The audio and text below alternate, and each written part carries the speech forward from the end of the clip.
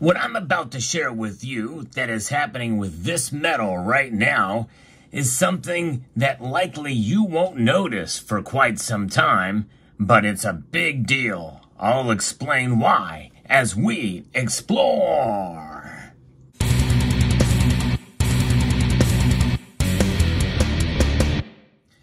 Gold has always intrigued mankind for thousands of years, and that has not stopped even in this age of cryptos and NFTs. Everything is digital these days, but there's something about the physical that I think is something that really you can't ignore, and the allure of it is something that is going to stay with us for quite some time.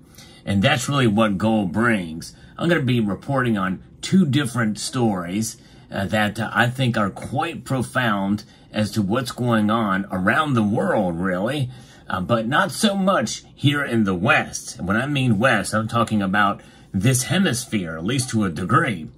And one story was shared with me by a member of the community from an Asian website, SCMP. There is a gold buying frenzy that is gripping Vietnam and Thailand as economic fears mount.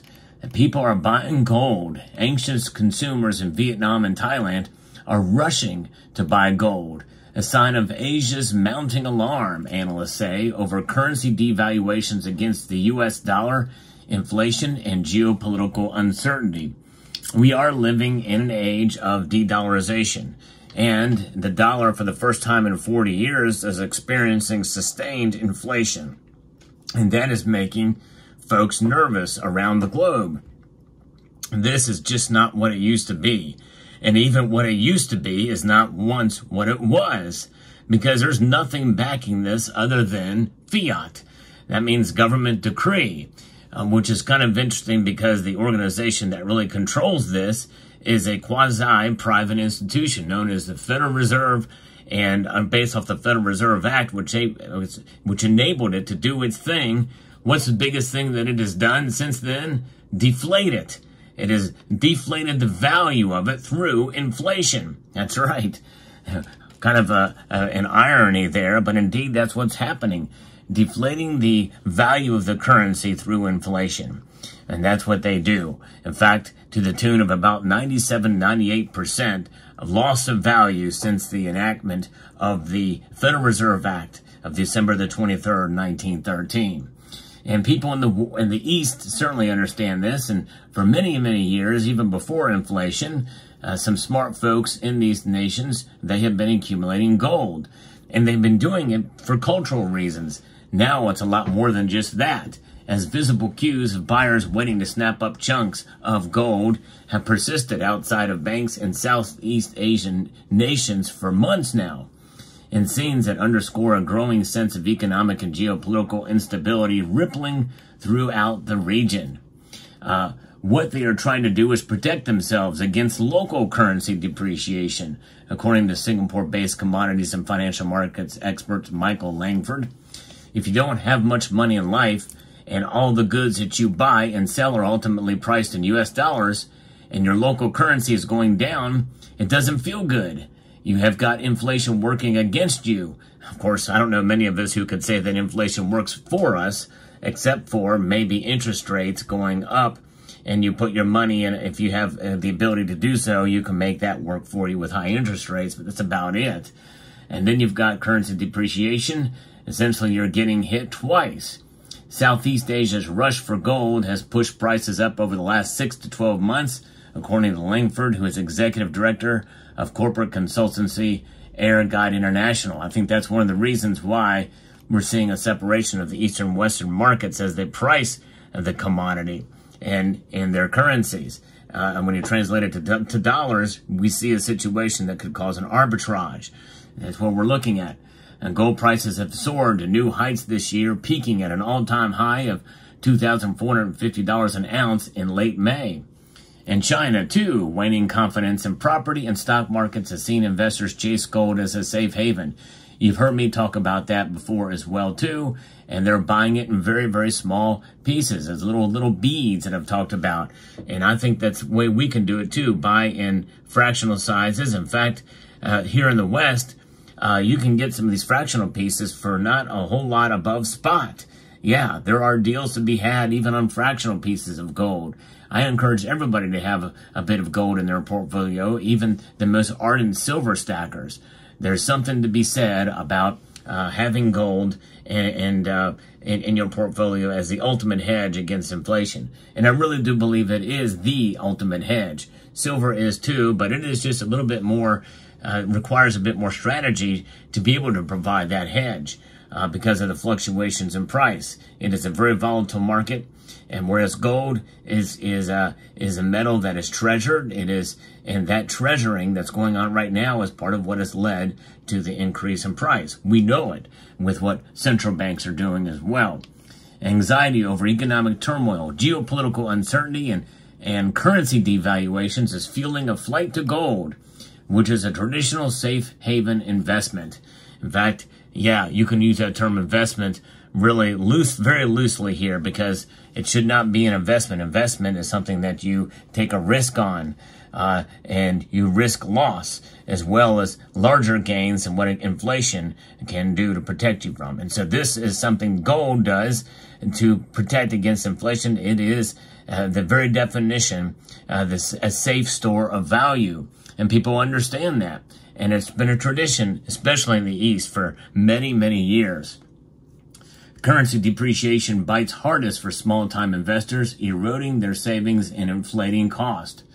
Southeast Asians are particularly inclined to buy gold due to long-held beliefs that the metal is a reliable and tangible long-term store of value compared with other assets. According to Shakai Fan, the World Gold Council's head of central banks and Asia Pacific, it is not just these everyday investors who are seeking a safe haven. Central banks are also buying gold at a blistering rate, according to the council. In fact, in the latest data that we see, there's only one nation who has really been selling a whole lot of it, and that's Kazakhstan. And so more than 80% of the central banks expect the reserve managers to increase their gold holdings over the next 12 months. Survey published by the council on June 18th revealed stockpiling the precious metal is a bulwark against heightened geopolitical risk and mounting macroeconomic uncertainties. And this channel was one of the first to report on that central bank gold buying, really back in early 2023, to the tune of a 50-year high of holdings, really the most since 1967. And that's what I like to do on this channel. I like to bring you the latest news in the world of precious metals, and this being one of those stories. So if you find value in the content I provide here, I hope you will consider pressing that like button down below and subscribing to the channel if you haven't done so already. Extraordinary market pressure, unprecedented economic uncertainty, and political upheavals around the world have kept gold front of mind for central banks, and that is something that is likely going to continue for a long while, save for a very few exceptions. What has been remarkable is that despite record demand from official sector in the last 2 years, coupled with climbing gold prices, many reserve managers still maintain their enthusiasm for gold. Typically, high U.S. interest rates would depress gold prices. Yet gold's sustained strength suggests investors are more concerned with sticky global inflation. So inflation is bad here in the United States. The dollar being the world's reserve currency, the top reserve currency, is not immune from it, but other currencies have it worse. And so when they realize that, yeah, dollar is one way to be able to stop or to lower the bleeding, the best way to stop the bleeding of inflation is to get gold. And they know this, for sure. In fact, we have one African nation who has actually created a gold-backed currency. The first time this has been done in, I don't know how many years, well over 50 years, even more, after when the gold window was completely closed on the dollar back in 1971. So in Asian markets, investors are bucking their typical pattern of buying gold only on price dips. They're opting now to purchase the precious metal even as prices surge, according to the World Gold Council. And that is a big change. Historically, Vietnam and Thailand have been some of Southeast Asia's biggest gold buyers, while China and India have dominated the wider regional market. Gold buyers rushed Vietnam's state-owned banks in June after the central bank agreed to sell more gold to meet public demand and drive down prices, according to local reports. Banks rapidly depleted their supplies, forcing them to limit purchases to 1 tael per buyer. The queues continued for weeks until the banks implemented an online registration system for gold purchases, which also filled up within minutes per day. And now gold bars have become the major channel of investment in Vietnam, according to Vietnam Gold Traders Association. The sell-off briefly calmed gold prices, but they remained elevated because buyers are still worried about plunging saving interest rates, the frozen real estate market, and the ongoing devaluation of the dong. Vietnam Gold Traders Association Vice Chairman Huyong Chuang Kian told Asia Pacific Precious Metals Conferences in Singapore in June. Gold bars have now become the major channel of investment in Vietnam. They're now queuing in the rain and in the sun to buy bars. Commercial banks have sold 2 tons of gold in 1 week.